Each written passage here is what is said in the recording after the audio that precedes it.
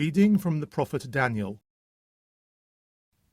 The presidents and satraps came along in a body and found Daniel praying and pleading with God.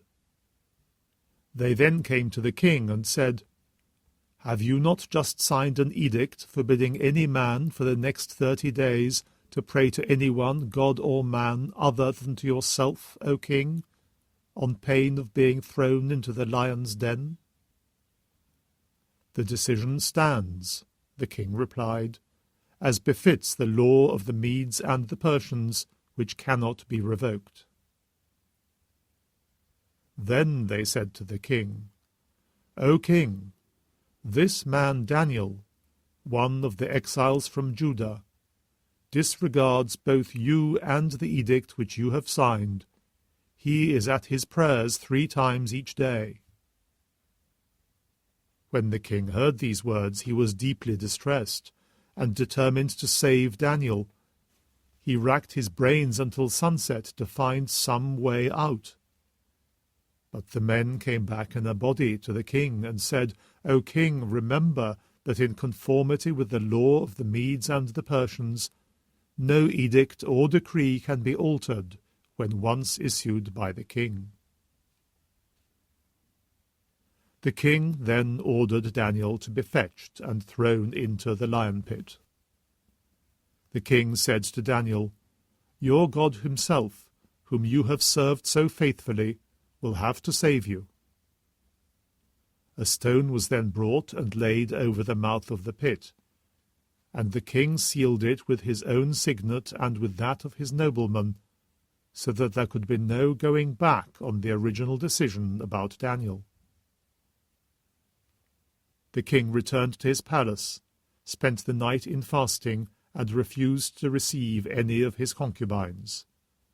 Sleep eluded him, and at the first sign of dawn he was up and hurried off to the lion pit.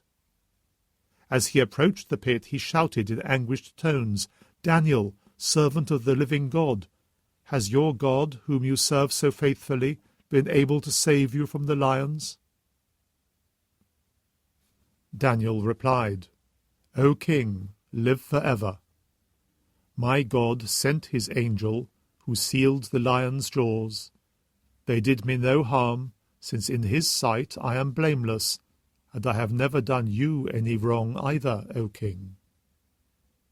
The king was overjoyed, and ordered Daniel to be released from the pit.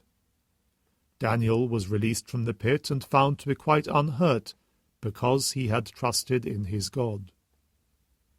The king sent for the men who had accused Daniel and had them thrown into the lion pit, they, their wives, and their children, and they had not reached the floor of the pit before the lions had seized them and crushed their bones to pieces. King Darius then wrote to men of all nations, peoples, and languages throughout the world, "May peace be always with you. I decree, in every kingdom of my empire, let all tremble with fear before the God of Daniel. He is the living God, he endures forever.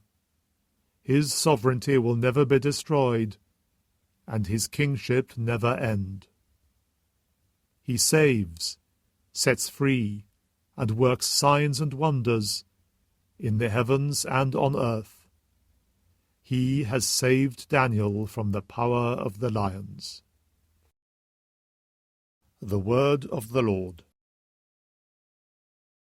A reading from the Holy Gospel according to Luke. Jesus said to his disciples, "When you see Jerusalem surrounded by armies, you must realize that she will soon be laid desolate. Then those in Judea must escape to the mountains, those inside the city must leave it, and those in country districts must not take refuge in it. For this is the time of vengeance, when all that Scripture says must be fulfilled. Alas for those with child, or with babies at the breast, when those days come. For great misery will descend on the land, and wrath on this people. They will fall by the edge of the sword, and be led captive to every pagan country. and Jerusalem will be trampled down by the pagans until the age of the pagans is completely over. There will be signs in the sun and moon and stars. On earth, nations in agony, bewildered by the clamour of the ocean and its waves, men dying of fear as they await what menaces the world, for the powers of heaven will be shaken. And then they will see the Son of Man coming in a cloud with power and great glory. When these things begin to take place, stand erect, hold your heads high, because your liberation is near at hand. The Gospel of the Lord.